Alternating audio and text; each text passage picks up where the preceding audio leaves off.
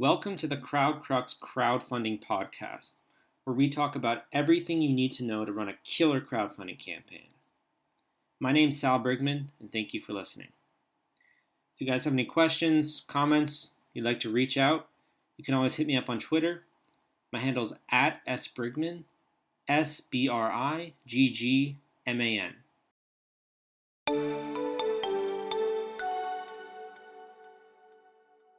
Today I'm talking with Dana Ostomel, the founder of DepositAGift.com. DepositAGift is a site that lets you raise money for anything that matters to you. Since launching, it's been featured on Forbes, Business Insider, Pando Daily, a slew of other news sites. It's been getting a lot of traction recently, and we're going to talk with Dana today. So I'd like to sort of start by asking you, what compelled you to start this website? And tell us a little bit about yourself, your background with fundraising.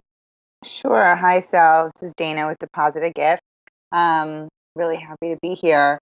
So DepositAGift, it's interesting. We've actually been around at the end of this year. We'll have been around for 5 years. We soft launched the end of 2009 and then went full force in 2010. And our history is interesting because we actually existed before the concept of crowdfunding existed.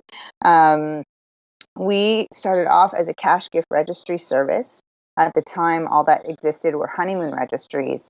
And we came on the scene and said, well, we think that people would like cash gifts for any type of gift, not just the gift of travel, and for any type of event, not just the gift of a wedding. And so initially, my goal was really to just create a flexible cash gifting platform that was kind of a mashup between a wedding website and a department store registry. And what happened, and I think this will be potentially interesting to your entrepreneurs out there, is that about a year into being in business, people just naturally started to use us for fundraising. And what we found is that they really liked certain features of our platform for that purpose. So kind of like a riff on a wedding registry. They were treating our gift list functionality, if you will, like a donation registry or a wish list. They liked the fact that we gave them a little microsite. The aesthetics were very design oriented and just being really customizable. And so all of a sudden, we had customers making the mental leap really before we did, that if you could register for your honeymoon, why can't you register for what your school needs or your nonprofit, or to help a friend who's sick with an illness, or to create a memorial fund, or to do a group gift?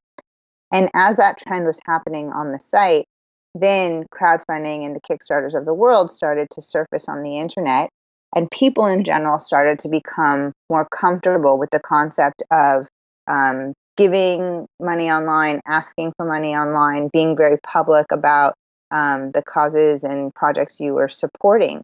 And so since that was organically happening on our site, we said, hey, we need to develop a standalone product that's really dedicated to fundraising. And we rolled that out last summer. So that product's actually been live for about a year and a half.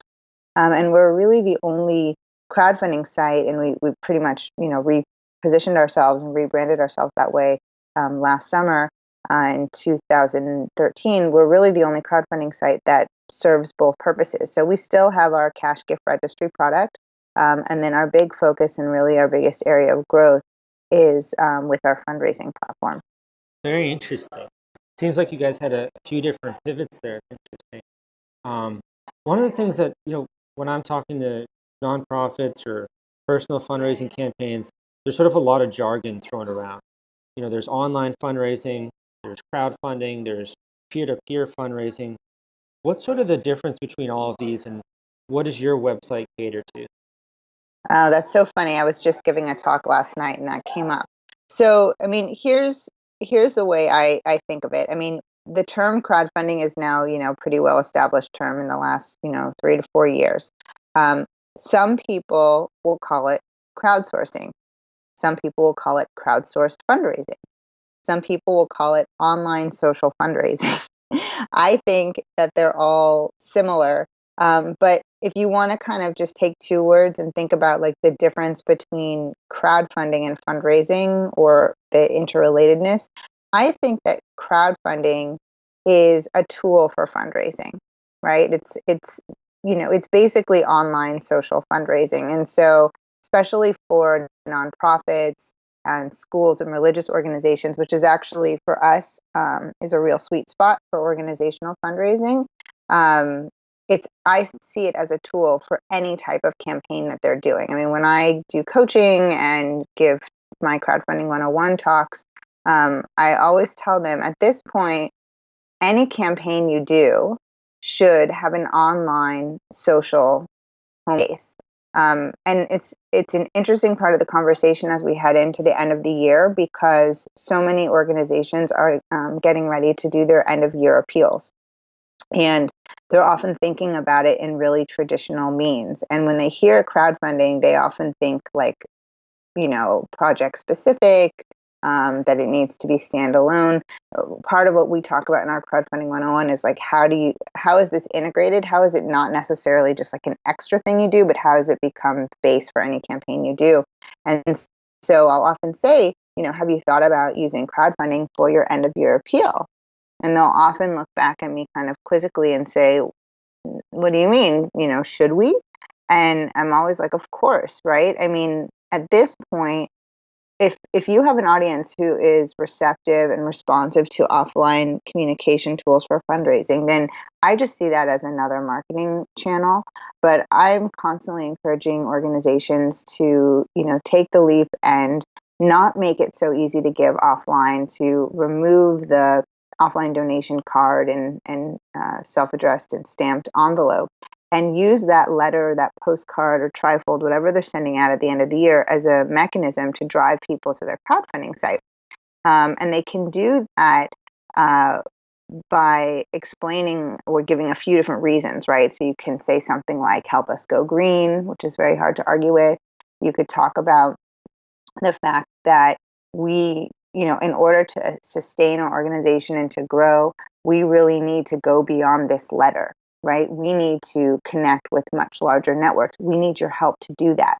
So, our end of year appeal this year, as an example, is a crowdfunding based campaign. And we hope that you'll visit this URL and that you'll give online and that you'll then share this with your friends and family. Because if you only go with the letter, it stops at the letter, ends Yeah. up in the garbage can. One of the things I've sort of noticed too, you just take a look at the ice bucket challenge, the Hmm. power of social media there, combined with video, and crowdfunding. You typically think of rewards also something that the organization might be giving in exchange for receiving donations. Hmm. It's a really great template, I think, also um, for someone who's trying to launch a fundraiser, the Hmm. crowdfunding model. Absolutely. Um, so that sort of brings me into my next question. On your platform, what sort of categories are you seeing to be the most popular? I went on there and I see a few personal cause, medical related campaigns, also see ones for nonprofits. What are you sort of noticing as some of the more popular categories? Right. So we look at our crowdfunding platform as being able to be used for both personal fundraising, or like you mentioned earlier, peer to peer, and then organizational fundraising. And so within those two categories, I would say that our fastest growing verticals for personal or peer to peer would be memorial. We're wildly popular for memorial funds, and then medical expenses. So those types of like really urgent, rapid response needs. And then organizationally, we have a real sweet spot with under-resourced nonprofits and schools and religious organizations. The schools and nonprofits, it would be like small to medium size, and a lot of it has to do with some of the specialized tools that we've created that are unique to our platform, that work really well for them and become kind of like a one-stop shop for them to really enter into the social fundraising sphere. And then when it comes to religious organizations, we're quite interesting because DepositAGift can really, and kind of always has, touched on every life cycle event. So they can use us for congregant care and rapid response in that way to take care of people in their community, as well as raising money for the church body or synagogue itself. That's actually something haven't given too much thought, but now that you said it, that really makes a lot of sense. That especially even a lot of the times members of a congregation might go on like a mission trip or something like that. Hmm. And that could be a really interesting way to sort of spotlight people who are, going to try to do some good in New Orleans or something like that. Exactly. Um, Yeah, we've had a bunch of mission trips. Interesting. So I've had a lot of people sort of reach out to me via email and comments who are running GoFundMe campaigns or personal fundraising campaigns, and they've sort of seen on the news, someone who needed medical bills, and the local community decided to rally around them. Maybe they got viral on Reddit, and they got hundreds of thousands of dollars of outpouring support. Do you think if someone's running, a personal fundraising campaign for medical expenses or a memorial or something like that, is it reasonable that they should assume strangers should donate to their campaign? Or is it something that's more sort of hyper local community and friends and family? And if you do think that strangers, are willing to pledge these campaigns, how does someone go about getting the word out there? Yeah, so it's an interesting question. I mean, I think in general that it is really important from an education perspective to help both individuals who are doing individual campaigns and organizations who want to launch organizational campaigns to educate them that at the end of the day, or first and foremost, the way they should be thinking of this is that crowdfunding, at least from my perspective, is a tool for you to work your network, right? That's what I always say. Can you work your network? And so when you talk about the idea of strangers giving, or sometimes people refer to it as like random people, most often they're not so random, right? The myth is, what you hear about in the media, what goes like, this campaign went so crazy. I mean, those are the exception, not the rule. And I think that unfortunately it sets a lot of people up for failure, because there's this myth that you can just slap a campaign up on the internet and then it's just going to go wild on its own, right? It happens sometimes, right? And of course, that makes a really good story for the press to cover. But that's not the case for most people. And so I think, we focus a lot on like education tools, both through our hands-on customer service and our learning center. And we made a whole video series this summer, because we want people to be armed with the information they need to be able to launch their campaign strong.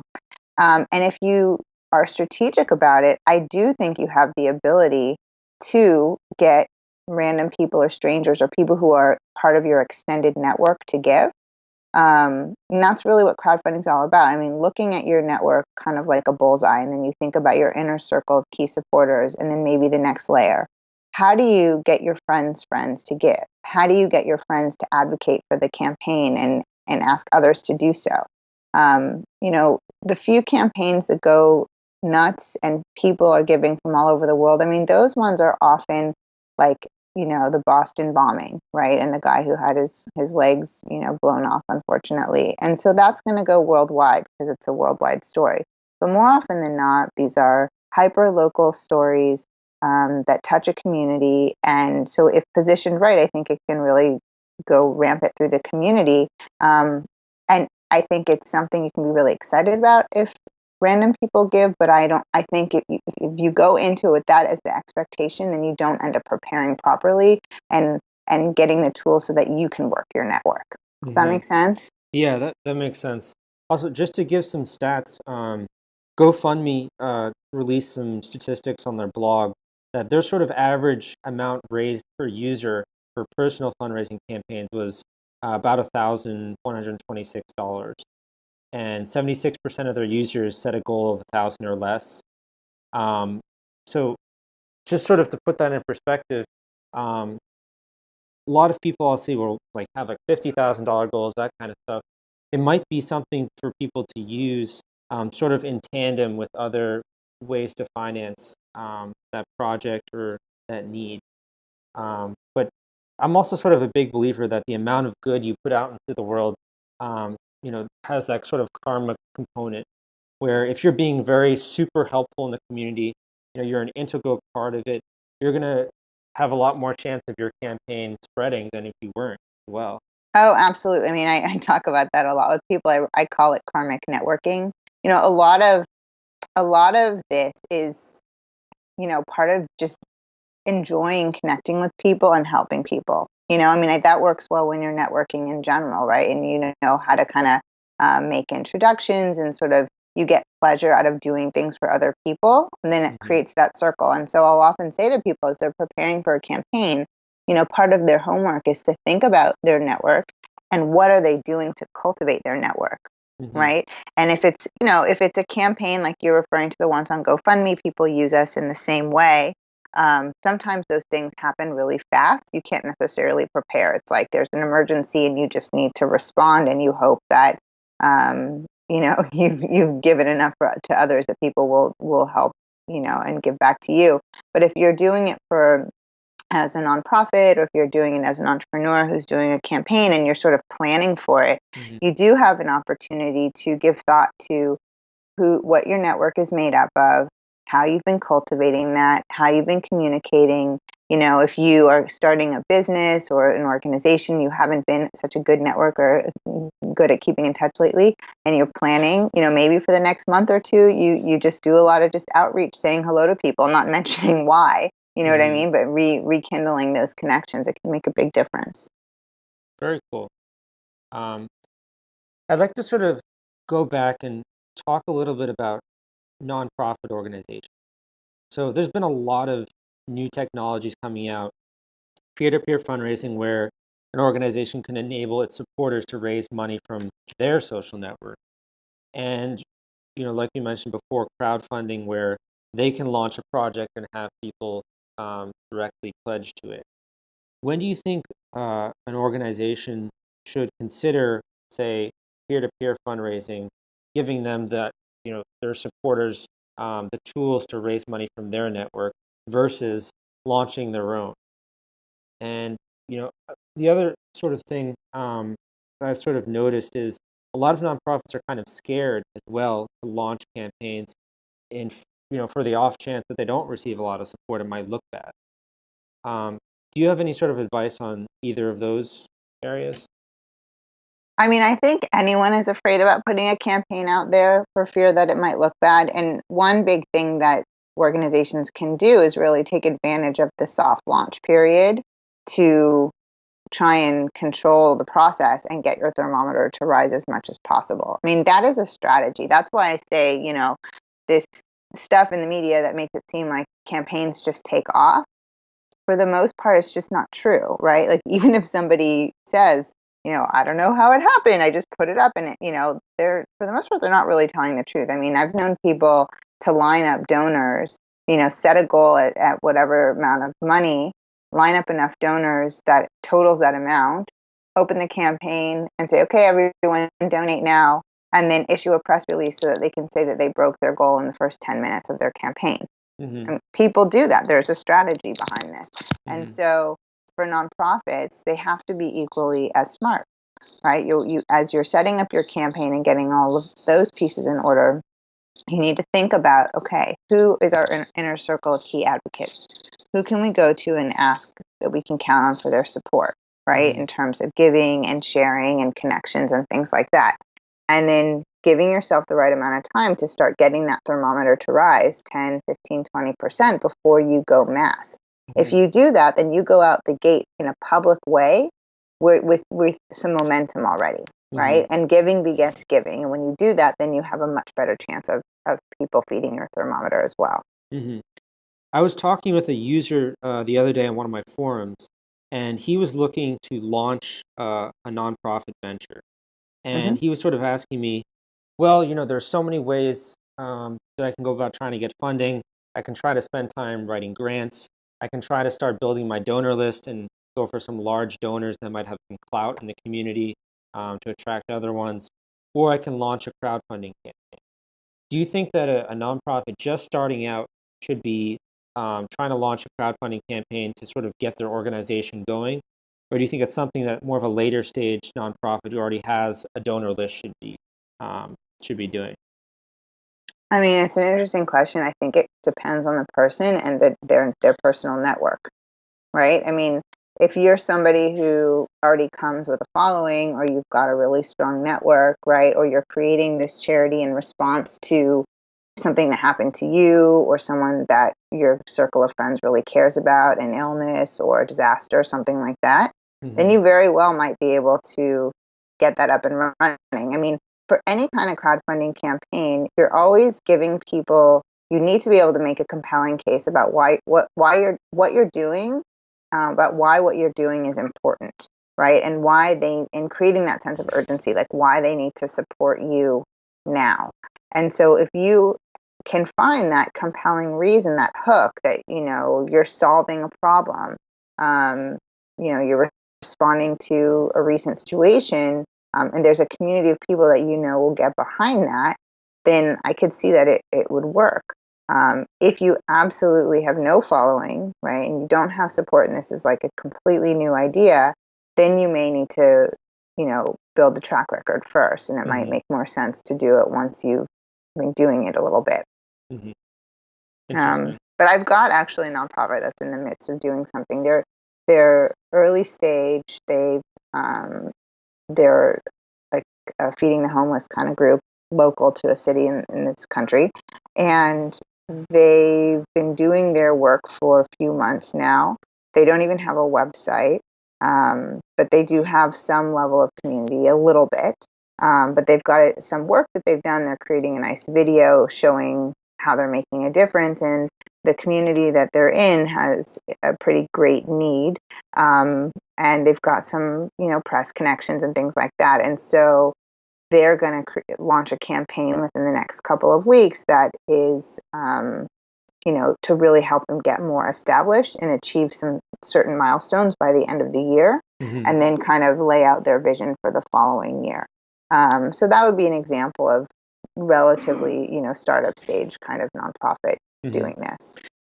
One of the other things we're talking about, sort of up to date crowdfunding sites have really stayed with one sort of template and style. The one thing I really like about your site is you go around, you browse a few different campaigns, and the styles kind of vary from campaign to campaign. So is that something that users can customize on your site, their sort of look and feel of their project? Thanks. I'm glad you like it. Yeah, it's something that's unique to us. I mean, like I said, we started off as a cash gift registry service. And so when we evolved the business in the direction that our customers were really telling us to go, what we did is we held on to the things that we knew they really loved about DepositAGift, and then added in the other pieces that we knew would really propel the social fundraising aspect. And one of the things that we've always had is a really unique design aesthetic. And also the fact that we give like a little microsite and not just a donation page. So, most of the other crowdfunding sites out there are kind of a ripoff of Kickstarter's layout. And we just didn't go that route. We've always had our own brand identity. And what we found is that people really like the fact that we're creating like a little microsite for them. And so it still is a very easy template to fill out. We've always been very, regular person centric, so easy to use. But it's still a template, but we've got over 200 backgrounds to choose from.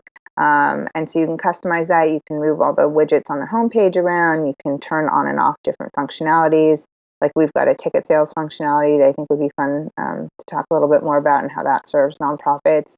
They can rename all of the navigation items so that they've got, proper descriptors or calls to action.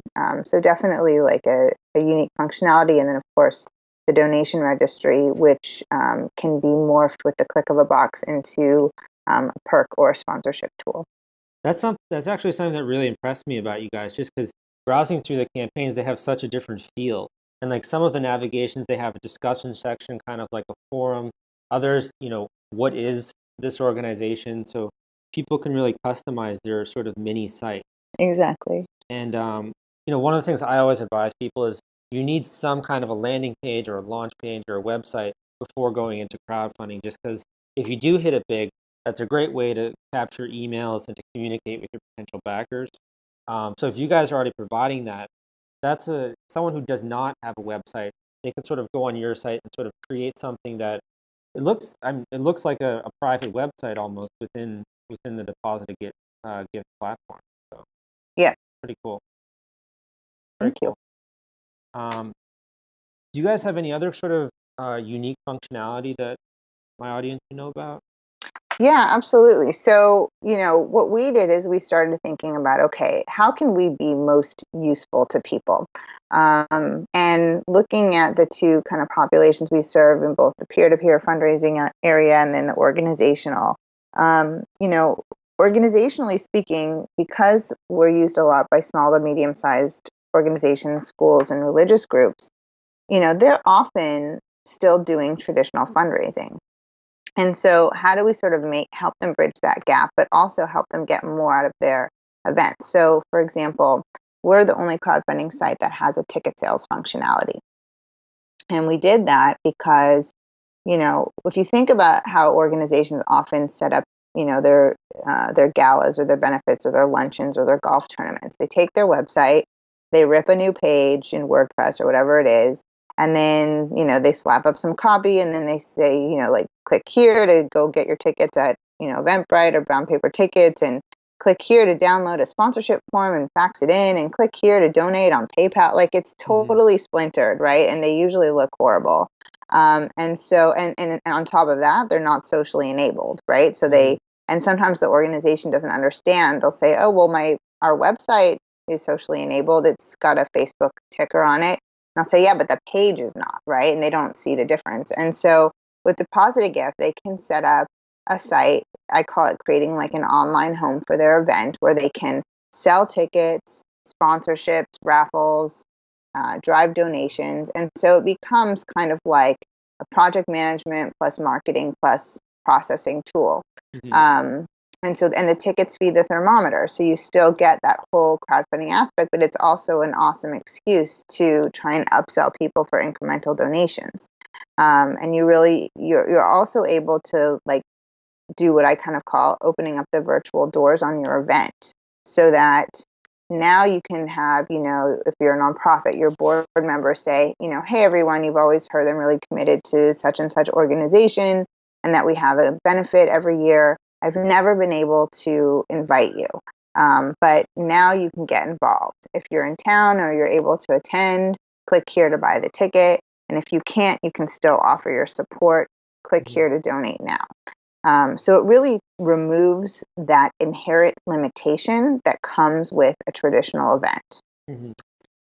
I definitely, yeah, I mean, bridging the gap between, in-person fundraising and sort of this new online model. I think that you guys have done that pretty well from what you just described. And Thanks. yeah, I mean, I think a lot of nonprofits now are used to the traditional sort of fundraising model, and now are having to sort of educate themselves. And that's sort of an easy way for them to stick their toe in the water, Mm-hmm. and get a feel for what it might be like if it's socially enabled. So, Exactly. Yeah. So, we have that ticket sales feature, and then just in terms of other functions that are unique, we've got a customizable receipt tool, so we can save them time and money on follow up emails and tax ID information, because they can include that in our receipt. They activate that function. We've got an offline donation posting tool as a way for them to still, keep up the momentum with, any cash or checks they collect offline. Um, so a lot of things, and I think it also just comes down to the kind of support that we offer in coaching to help mhm, people, figure out how to execute this right. mhm. So if someone's listening, they're either thinking of starting a nonprofit, or they have one and they want to explore crowdfunding. What should they do when they come to your website? Should they go to the crowdfunding 101? Should they reach out to you directly? How should they go about learning more about your company?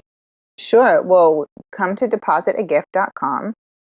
We would love to hear from you. You can go to the contact page and send us a note. We can, set up a one-on-one conversation and talk about your goals and objectives and get you started.